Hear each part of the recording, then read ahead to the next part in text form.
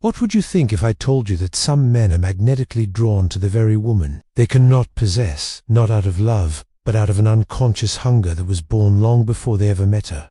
This isn't about romance. It's not about compatibility, chemistry, or shared interests. No, this is the forbidden dance between the anima and the shadow, between the unattainable and the incomplete. A woman becomes the mirror of everything a man has buried, denied, or disowned. She becomes the goddess and the ghost, the prize and the punishment, a projection of his inner void dressed in beauty, power, and distance. In the silence of his mind, she's not just a woman, she is the woman, the ideal, the unreachable, the mythic figure carved from his own unmet needs, crafted from maternal longings, childhood wounds, and the dream of control over that which he never truly mastered within himself. And you, the woman he watches but never claims, you are not merely a person to him. You are a symbol. You are his anima, projected and glorified, yet feared. The moment you become human, you threaten the illusion he so desperately clings to. Because the truth is, he does uncrave you. He craves the version of himself he believes he could become if only he could possess you. The woman as trophy, as salvation, as self. Carl Jung warned us that the unconscious does not rest. It leaks through the cracks in our personalities and saturates our desires. For the man who has not integrated his shadow, the dark, primitive, repressed elements of his psyche, the unattainable woman becomes a battlefield. She is both the angel he hopes will redeem him and the serpent that awakens the chaos he pretends doesn't live inside him. And you've seen this, haven't you? You've met the man who lingered too long with his gaze, who seemed mesmerized by your detachment, who wanted you more the less you gave. He mistook your boundaries for mystery, your silence for seduction, your distance for depth. The less you responded, the more he burned, because you, in your wholeness, your self-sufficiency, your sovereign presence, represented what he could never dominate.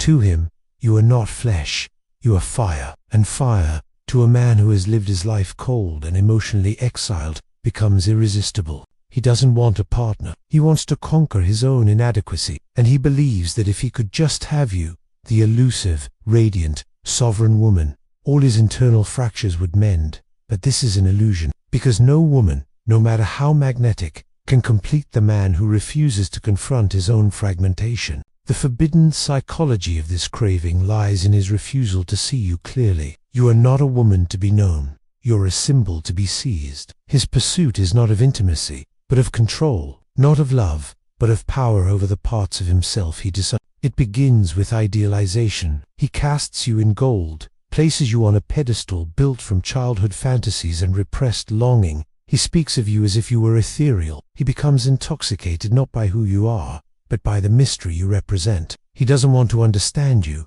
He wants to possess you, believing that your presence would finally validate his worth. But you are not here to heal him. The woman who stands in her own center, who knows the terrain of her soul and does not flinch when left alone in the dark. She terrifies him as much as she tempts him, because she does not play the role. She does not perform. She does not bend to soothe his wounded pride. This is the forbidden part. She does not need him, and it is that which ignites his obsession. His ego demands conquest, but his soul fears annihilation. To reach for you means facing the parts of himself he has long buried, his shame, his inadequacy, his dependence, his rage. So instead, he keeps you distant. He will fantasize, he will circle, he will burn with desire, but he will not step into truth, because to know you truly would mean losing the illusion that sustains him. In Jungian terms, this man has failed the individuation process. He has not made peace with his anima, the inner feminine, nor with his shadow. So he chases women who embody those unconscious elements, hoping to consume externally what he has refused to integrate internally. This is why his craving is doomed from the beginning. No matter how badly he wants you, he cannot meet you. Because to meet you would mean dissolving the very illusion he is addicted to. It would mean shedding the persona, confronting the pain, letting the mirror shatter. You, unattainable woman, are his crucible. You are the test the unconscious gives him, a divine opportunity to awaken.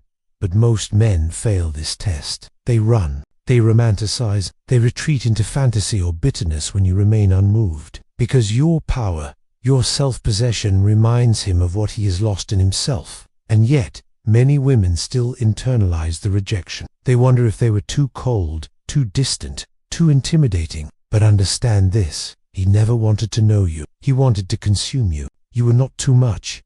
You were too whole. And wholeness, to the fragmented masculine psyche, feels like punishment. This is the paradox. The more healed a woman becomes, the less accessible she becomes to men who refuse to heal. She becomes untouchable, not by hiding, but by embodying her truth so fully that only the sovereign can approach her. She no longer seduces. She simply is. She no longer convinces. She simply chooses. She'd no longer And for the man who has lived his life needing a woman to complete him, that reality is intolerable. But this is not your burden to carry. Let the man obsessed with the unattainable sit with his ache. Let him taste the emptiness of his own projections. Let him burn in the fire he set. Because the woman who is whole does not apologize for being a mirror. She simply reflects. There is a moment, quiet, invisible, often unnoticed, where a man turns away from himself and begins to look outward for what he refuses to face within. It happens long before he meets her, long before he becomes enchanted by the scent of her detachment or the elegance of her silence. It begins in the architecture of his psyche, where longing takes the place of self-confrontation and fantasy replaces feeling.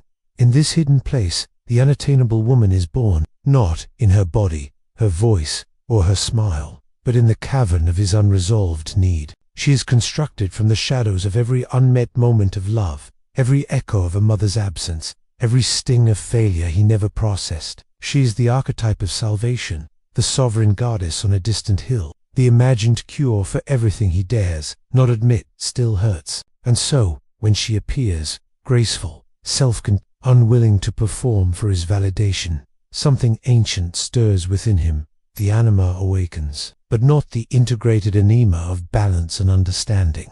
No, this is the distorted anima, wrapped in mystery and fire. The one he both worships and resents, the one who reminds him that what he seeks cannot be touched. This is where the pursuit begins, and you, the woman in your wholeness, become the battlefield. Your clarity confuses him. Your lack of need feels like punishment, because he was trained to believe that love must be earned. That affection is given in exchange for something. Performance, power, sacrifice. But you offer none of that. He simply exists in your own orbit, and that, to a man who lives in performance, is unthinkable. He becomes addicted not to your presence, but to the ache of your absence. He will replay every interaction, searching for a crack. He will wonder why you did not soften, why you did not fold, why you did not offer yourself up like the others did. But here is the truth. He does not want to admit. He doesn't want you to love him. He wants to win you. He wants your surrender as proof of his worth. And that, in itself, reveals everything. This is not love. This is possession cloaked in poetry. Carl Jung wrote that until you make the unconscious conscious, it will direct your life, and you will call it fate. For these men, the pursuit of unattainable women is not a coincidence. It is the blueprint of their wounded psyche. They are not choosing you. They are reenacting a drama, casting you in the role of the divine feminine. They have not yet reconciled within. It is the same story repeated. Long for what is distant, obsess over what is withheld, idealize what is unfamiliar.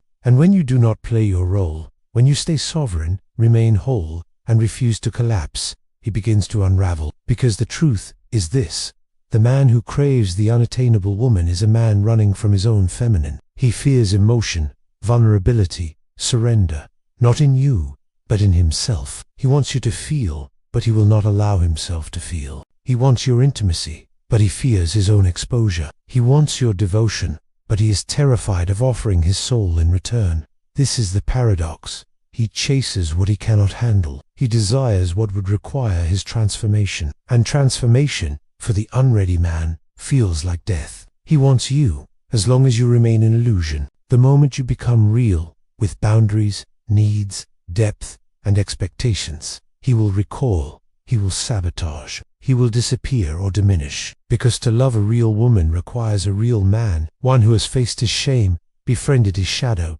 and learned how to stand in truth without needing to conquer anyone. You are not a myth. You are not a cure. You are not here to be consumed by a man's unconscious yearning. You are here to be, and this is your power. When you understand this dynamic, you no longer internalize his longing. You stop mistaking his obsession for connection. You no longer mistake intensity for intimacy. You stop shrinking yourself to become attainable, because you know now, his craving has nothing to do with your worth. It is a projection of his lack. This is where your freedom begins, because when you see the craving for what it is, a man seeking to devour what he cannot embody, you step out of the story. You no longer need to be chosen.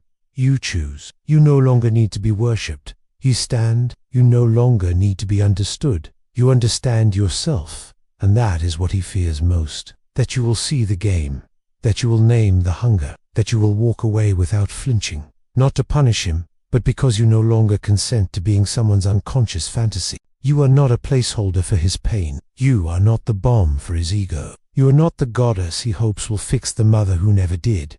You are whole, and wholeness is a language the wounded cannot yet speak. But let them watch, let them circle, let them write poetry in the corners of their notebooks about the one who would not yield. Let them fantasize, let them ache, let them blame you for not opening the door, because one day, maybe, they will awaken. And if they do, it will not be because you made yourself smaller. It will be because you refused to. You are not the unattainable woman. You are the woman who chose not to abandon herself. And in that, you became sacred. But sacredness, to a man uninitiated in his own depths, becomes unbearable. For him, the sacred cannot be approached, only idolized or destroyed. And so the woman who refuses to collapse, to make herself digestible for his ego, becomes not just a challenge, but a threat. Her very presence calls his bluff. Her stillness exposes his frenzy. Her groundedness whispers a truth he has spent his whole life trying not to hear. He is not yet whole. This is not hatred. It is terror. The man who craves what he cannot have is not a villain. He is a fractured soul, terrified of becoming conscious. The unattainable woman does not wound him. She reflects the wound already there. Jung taught us that all projections must eventually be withdrawn if we are to grow. That the woman who carries the burden of a man's anima must eventually place it back in his hands and step away, because as long as she holds it, he cannot. And the longer she remains the fantasy, the longer he delays becoming real. And here's where the trauma patterns become unmistakable. The man who obsessively desires the unattainable woman is often replaying the trauma of emotional inaccessibility from mother, from father, from early caretakers. His nervous system was wired in an environment of unpredictability. Love was not safe. Affection came and went. So he learned to chase the unavailable, to need what would not need him back. This wasn't a preference, it was survival. And so when you stand before him, radiant in your self-worth, neither dismissive nor overly eager, he doesn't see you. He sees the ancient ghost of his childhood pain. He sees the mother who withheld. He sees the teacher who never noticed. He sees the wound, not the woman. And the more you remain untouched by his games, the more you awaken the deepest ache of all, being unseen. But you are not here to mother him. You are not here to become a new container for his unlived grief. You are not here to dance in the shadows he refuses to claim. Your power, and it is immense, is not in healing him. It is in refusing to be defined by his inability to rise. And yet, how many women have been pulled into this dance? How many have mistaken obsession for love, longing for depth, pursuit for purpose? He texted every night, called you intoxicating, swore no one else compared, but he never asked who you really were. He called you mystery, but didn't want to know your truths. He said you were different, but the moment you spoke a boundary, he vanished. This is the cycle. He does not want your reality. He wants your image. The unattainable woman is safer when she stays an idea. The idea never argues. The idea never sets standards. The idea never demands that it grow. But the real woman does. And that's where the power shift happens. The moment you speak truth, the moment you stand rooted, the moment you require depth, the illusion begins to dissolve. You cease being the mirror and become a sovereign presence. You become someone who must be met, not consumed. And this is where most of them falter. They were never seeking partnership. They were seeking escape. This is the forbidden truth. The men who crave unattainable women are often trying to bypass the sacred alchemy of becoming whole. They reach for you not to meet you, but to silence the voice inside that still screams, "You are not enough." But you are not here to be the silencer. You are here to be the storm. You are here to remind him that no woman can fix what a man has not faced. that no amount of desire can replace the discipline of self. That love is not earned through pursuit, but through presence, and that is why you must not dim yourself, because your light, fierce, clear, untamed, will do one of two things. It will either burn him into awakening, or it will blind him into retreat. She no longer takes the projection personally. She no longer agonizes over why he withdrew. She no longer confuses her mystery for a flaw. She understands. His response to her depth is a reflection of his relationship with himself. You don't need to chase. You don't need to explain. You don't need to hold space for someone who has not yet built the capacity to stand in yours. You simply become, and in your becoming, you reveal what is real and what is fantasy. And yes, it can be lonely. Yes, it can feel isolating to be the one who holds her ground, while others chase ghosts. But this is the price of sovereignty. This is the path of the woman who no longer performs. The man who is ready will not need to chase what eludes him. He will not place you on a pedestal. He will not need you to complete him. He will meet you, grounded, present, whole. Until then, let the others crave. Let them circle. Let them burn. You are not the unattainable woman. You are the embodied feminine, radiant, rooted, real, and that is far more dangerous than any illusion. There is a silence, ancient and trembling, that follows the disillusionment of the idealized feminine, when a man confronts the truth that the woman he craved was never his to possess. He is left not with bitterness, but with a mirror. In her absence, he sees his own emptiness, not the kind that cries out for someone to fill it, but the kind that whispers of everything he abandoned within himself. And that's where the path diverges. Some will return to the cycle, seeking again, craving again, fixating on the next unattainable muse, never questioning why they are drawn only to those who will not yield. But others, the rare ones, will pause, and in that pause, something cracks, a shadow stirs.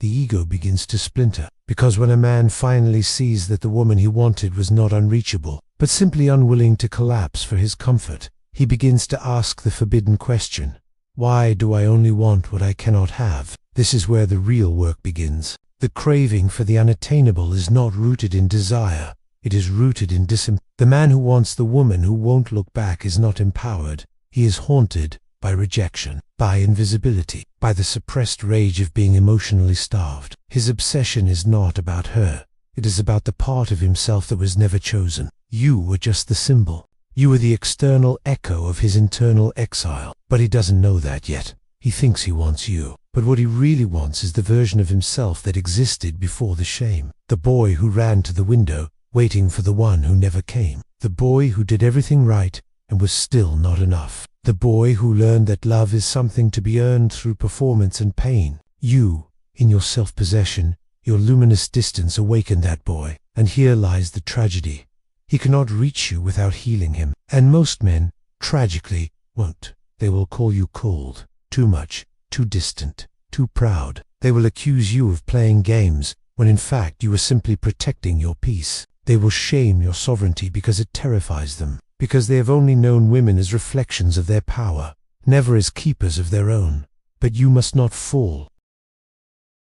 You must not explain your distance, justify your discernment, apologize for your refusal to entertain fragments. You are not a savior. You are not a wound dresser. You are the flame. You are the threshold.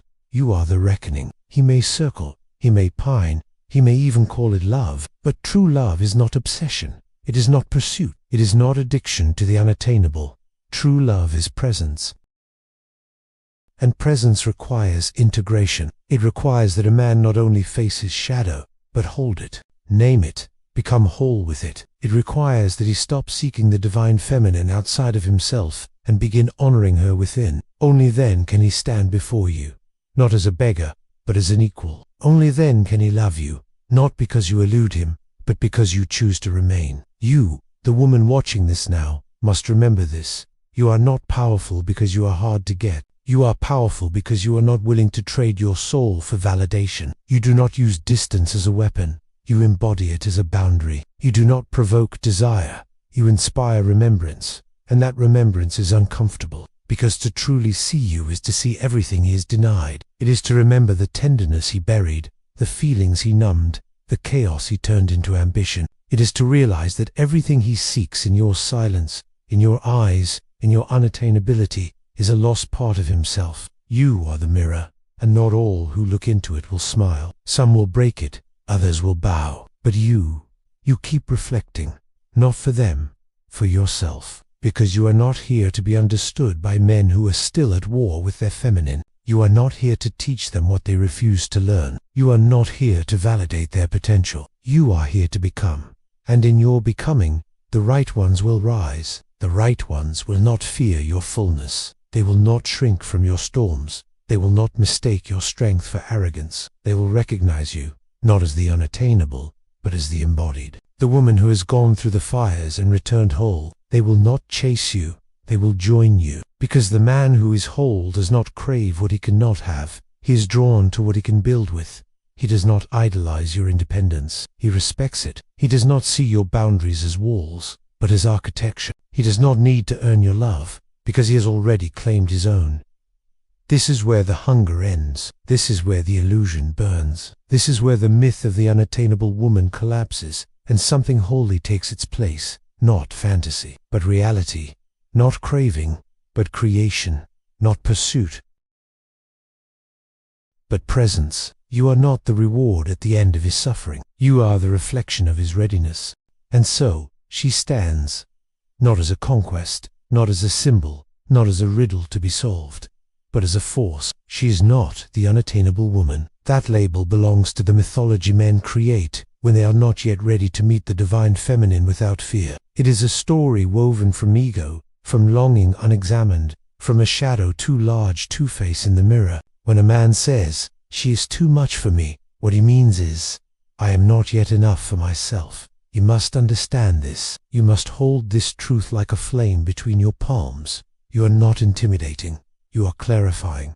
You are not elusive. You are unwavering. And those who cannot hold your truth will call you dangerous. Not because you are cruel, but because you are real. The modern world is littered with the ashes of men who chased fantasy and burned at the altar of illusion. Men raised to believe that power means possession, that desire means conquest, that longing means love. But Jung knew better. He knew that what you crave is often what you fear the most. He knew that what you chase is sometimes the projection of the thing you refuse to become. And here is the great paradox.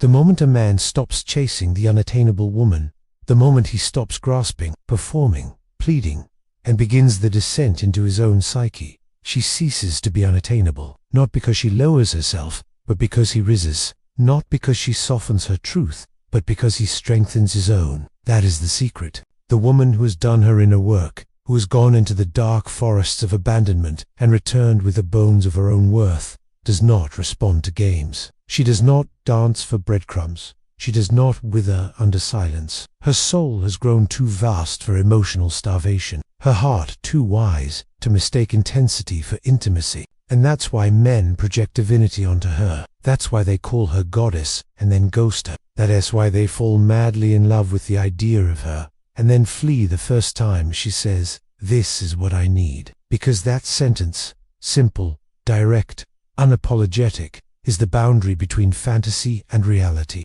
You must not confuse silence with depth. You must not confuse craving with care. You must not confuse pursuit with presence. The man who is truly ready will not be overwhelmed by your radiance.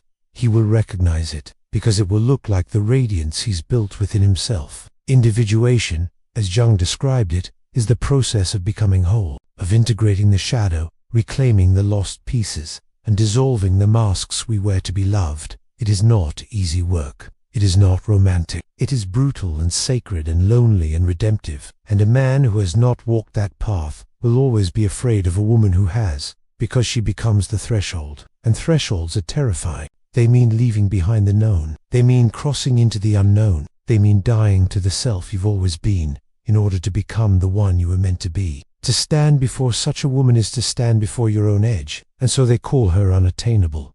Not because she is unreachable, but because reaching her requires reaching themselves. Not superficially, not with flowers and promises and late-night longing, but with accountability, with inner excavation, with depth, with presence, with the kind of masculinity that is not performative, but rooted. She is not interested in a man who wants her. She is interested in a man who knows himself. Because a man who knows himself will not shrink from her sovereignty. He will not punish her for her standards. He will not be threatened by her solitude. He will meet her as one who has walked through his own fire and emerged a builder of sacred things. And to the women watching this now, you who have been called too much, too distant, too mysterious, too independent, know this: you are not too much. You are the mirror that reveals not what is wrong, but what is missing. You are the question that demands an answer. You are the silence that cannot be filled with noise. Do not apologize for the sacred tension you create. Do not dilute your frequency to fit into the frequency of a man who is not yet attuned to truth. Do not settle for being someone's muse when you were born to be your own masterpiece. He may crave you. He may chase you. He may romanticize you in poems and dreams and stories told to his friends. But unless he has made peace with the woman within, unless he has bowed before the chaos and beauty of his own inner feminine, he will always fear the woman who lives her truth out loud. And what of love? It is not found in the hunger of the desperate, nor in the eyes of the ideal. It is born in the space between two people who have made peace with themselves, who have no need to perform, who no longer seek salvation, only connection. The unattainable woman becomes the beloved, only when the man becomes whole. Until then, let him call you what he must. Let him yearn, let him learn. You are not here to be understood by the unfinished. You are here to walk as fire. She walks as fire, and the world both fears and worships her, not because she burns, but because she illuminates. Because in her presence, there is no place for pretense. Her energy does not permit shadows to hide. It reveals, with surgical grace, the places a man has avoided within himself. And that kind of light is not soft. It does not comfort the ego. It confronts it, unmasks it, dismantles its illusions, layer by trembling layer. This is why men call her unattainable, because she does not bend, because she does not need, because she does not ask for love in exchange for losing herself. She is not a chapter in someone else's story. She is the story. Jung taught that the anima, the inner feminine within every man, must be integrated if he is to love a woman wholly. Without that integration, he will project his soul onto her, see her not as she is, but as his redemption, his light, his answer. But projection is not love. Projection is the death of relationship, because the moment she becomes human with needs, flaws, boundaries, the fantasy fractures, and the man is left with the terrifying realization that he was never in love with her. He was in love with what she represented, an escape, a salvation, a mother, a muse, but not a partner. And so the cycle continues, craving, pursuing, retreating, craving again. A pattern masquerading as passion, a trauma reenactment dressed up as romantic longing. This is not love.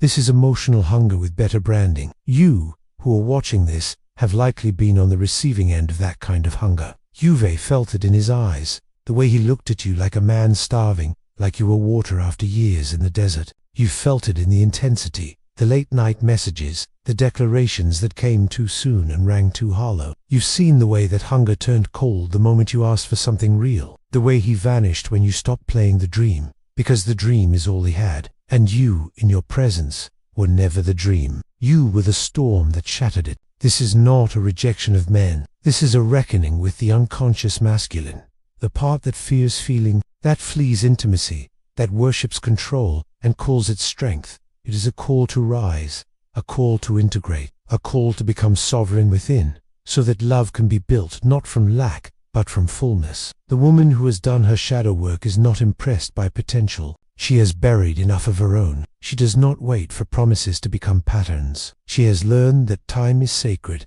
and her peace is priceless. She does not chase, not because she is arrogant, but because she knows the cost of self-abandonment. She does not make herself smaller to fit into a man's unfinished story. She is not a reward for suffering. She is not a trophy at the end of his emotional pilgrimage. She is not a test. She is a mirror, and he will see in her exactly what he has yet to claim within himself. If he is still running from his emotions, he will see her as too sensitive. If he has not claimed his purpose, he will see her clarity as control. If he has not learned to hold himself, he will resent the way she does not collapse for him. But the man who has met himself in the depths, he will not flinch. He will not tremble before her power. He will not run from her depth, because he will have seen those same forces within his own soul. He will have grieved the little boy within him, the one who felt invisible, the the one who is told to be strong instead of whole. He will have faced the anger, the grief, the fear. He will have held them all, and in doing so, he will no longer project. He will no longer chase. He will no longer need her to complete him. He will love her, not because he craves her, but because he recognizes her. That is the difference between obsession and devotion. Obsession is born of fragmentation.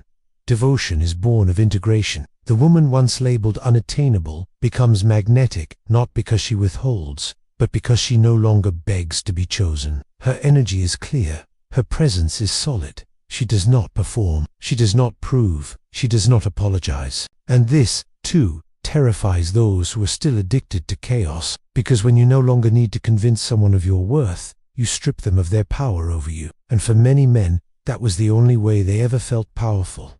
Control, pursuit, approval.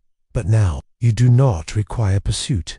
You require presence. You require safety, not seduction. You require emotional availability, not adrenaline. And those who cannot meet you there will tell stories about you. They will call you names. They will twist your strength into selfishness, your silence into games, your standards into arrogance. Let them. Those stories are not yours to carry. They are echoes of their own fear. You're not here to explain your evolution to those still committed to avoidance. You are here to honor it. And when the right one arrives, the one who has done his own excavation, who does not flinch in the face of real intimacy, you will feel the difference immediately. There will be no drama, no games, no high followed by confusion. Just clarity, just resonance, just a sacred, steady knowing. Not because he chased you, because he met you. The unattainable becomes reachable only to those who have reached themselves. And until then, you are not meant to be understood. You are meant to be whole. There is something almost mythic about the woman who no longer asks for love to heal her wounds, who instead becomes the healer of her own lineage, the breaker of patterns passed down through generations of silence. She no longer clings. She no longer pleads. Her love is not transactional. It is not a currency she offers in exchange for being seen. It simply is, like a mountain is, or the ocean, or the wind that does not ask permission to move. To the uninitiated man, she is too much, too knowing, too still, too powerful. But she is only too much for the parts of him he is yet to meet. And until he does, he will mistake her boundaries for barriers, her wisdom for manipulation, her calm for coldness. He will tell himself she is unattainable, not because she withholds, but because she does not collapse. She has learned that collapsing never brought her anything but temporary comfort and lasting emptiness. She does not return to the fire that once burned her, simply because someone else is cold. She does not explain her intuition. It speaks in a language the rational mind has not yet learned, and she no longer wastes her breath translating. This woman, the one who has walked through the dark corridors of abandonment, betrayal, and self-erasure, she has returned from that underworld carrying the sacred map. She knows where her soul ends and another's begins. She knows what peace feels like in her body. She knows what it means to be alone without being lonely. And that, more than anything, is what disrupts the man still ruled by ego. Because if she can be whole without him, if she can rest in her worth without his validation, then what is he for? Where does he belong? If not in the center of her universe? This is the crisis of the modern man who has yet to individuate, the confrontation with a woman who does not need him to complete her. He has been taught his value lies in being the solution. But what happens when there is no problem to solve, when she already knows who she is? He must either rise to meet her in the truth of his own being, or retreat into the stories that have always kept him safe. She's too much. She's too independent. She'd never let me in. No, she will let you in, but only if you come to the door, not as a savior, not as a salesman, not as a boy asking her to mother his wounds, but as a man who has sat with his own darkness and learned to breathe in it. You cannot shortcut this path. You cannot fake depth. She will feel the hollowness behind your words long before you do, and she will not shame you for it. She will not wound you. She will not mock your process, but she will not pretend either. She will not carry what is not hers. She will not shrink to fit inside your avoidance. She will not hold the relationship on her back while you figure out who you are. That was her past life. She has outgrown the role of emotional mule. She now sits on the throne of her own becoming, and only those who kneeled before their own truth may stand beside her. This is the initiation the unattainable woman offers, a death of illusion, a rebirth of presence. For the man willing to walk this fire, she becomes not a fantasy but a temple, not a conquest but a communion. But to those still ruled by ego, she remains the forbidden fruit, tempting, mysterious, and dangerous to the fragile structures of their identity. That is why she is craved and feared in equal measure, because she awakens, because she disrupts, because she reflects not what they want to see, but what they must see. And you, woman who watches this, if you have been blamed for another's awakening, know this: you did not break him, you broke the illusion. You did not ruin the connection, you revealed its fragility. You did not abandon him, you simply stopped abandoning yourself. He may call you difficult, he may call you aloof, he may call you every name that makes him feel less small. But your name is none of these things. Your name is sovereign, your name is flame, your name is truth. You do not need to soften to be loved. You do not need to dim your intuition to be understood. You do not need to explain your boundaries to be accepted. You simply need to remember who you are. And in remembering, you will no longer crave what drains you. You will no longer pursue the emotionally unavailable, the spiritually evasive, the half-present man who only knows how to love in theory. You will not be flattered by the chase. You will not be impressed by potential. You will wait, if you must. Not in longing, but in knowing, for the one who sees you not as a mystery to solve, but a universe to honor. This woman, the so-called unattainable, is not rare. She is simply rising, and the world is only just beginning to understand her language. She does not scream to be heard. She vibrates. She does not demand to be seen.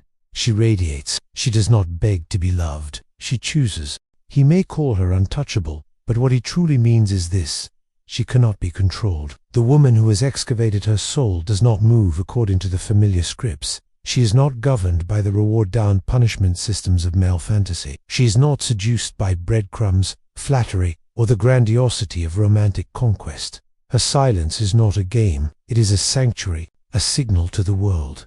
If you cannot meet me in truth, do not enter. Men who crave her do so with a mixture of awe and anxiety, because she does not flinch when left alone, nor does she barter with her body or her love. She is the mirror they were never taught to look into, the one that does not distort, the one that does not flatter the ego. She reflects the work still undone, the tenderness still feared, the authenticity still hiding behind performance. The truth is this: the unattainable woman is not high. She is high frequency. She requires presence, not perfection. And that, to the unhealed masculine, is the greatest threat of all, because presence is not something you can fabricate. It cannot be borrowed, or mimicked, or posted about. It is earned in the silence of your own becoming. When a man looks into the eyes of such a woman, he sees the crossroads, become real, or remain a shadow. This is the inner battlefield Jung spoke of, where projection must be withdrawn, where the anima must be reclaimed, where the psyche must pass through the death of illusion to be born into wholeness. It is not a gentle process, it is sacred violence. It is the collapsing of all false idols, the mother muse, the seductress savior, all archetypes that once kept him safe from the terror of true intimacy. And so he may resist her, he may ghost her, he may chase her, then disappear again. He may call her mysterious, when in truth she is only mysterious to the parts of him that remain unexamined. What he is truly running from is not her, but what she activates, the part of him that longs to feel, but has spent a lifetime being told not to, the part of him that yearns to be held, yet fears dissolving in another's arms, the part of him that knows love requires death, the death of control, of facade, of the adolescent ego that still believes vulnerability is weakness. But here's the paradox: the man who is willing to let those parts die finds himself reborn. He begins to see that the woman he once called unattainable was never above him. She was ahead of him, beckoning him into his next becoming. She was the call to initiation, not the rejection of his essence. She did not abandon him. She simply did not participate in his avoidance. She waited, silently, in her fullness, a portal through which only truth may pass. And what about you, the woman watching, listening, feeling this truth land like a slow storm in your chest? You have likely questioned yourself. You have likely wondered, asterisk, am I asking too much? Asterisk, am I pushing good men away? Asterisk, should I soften, be easier, more understanding? No. You are not too much. You are just no longer willing to carry relationships on your back. while someone else figures out how to show up. You are not pushing anyone away. You are pulling yourself into alignment. There is no pride in shrinking. There is no wisdom in tolerating crumbs and calling it compassion. You have cried enough. Tears over emotionally unavailable men to fill oceans. You have written entire love letters with your silence. You have waited at doorways that never opened, begged for clarity in places only chaos lived. That chapter is closed. Now, you are the storm and the calm. You are the question and the answer. You are the edge he could never walk without slipping into himself. This is not cruelty. This is discernment. You are not here to fix, to mother, to manage another's emotional labor. You are here to choose, with clarity and depth, who is worthy of your sacred yes. The man who once called you hard to love will remember you in the quiet, when he finally sits with his truth, when the distractions fade, when the chase no longer excites him. He will remember your presence, not as a wound, but as a wake-up.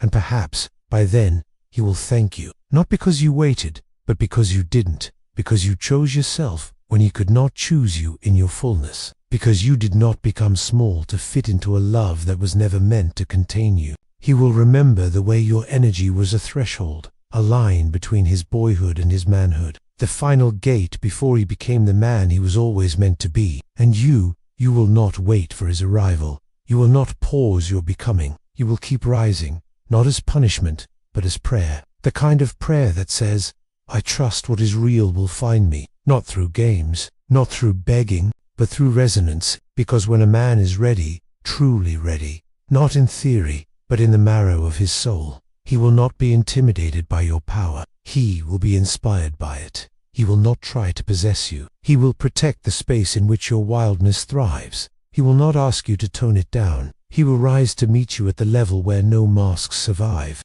There, love will not be something that must be earned. It will be a recognition, a returning, a reverent exhale. And in that moment, you will understand.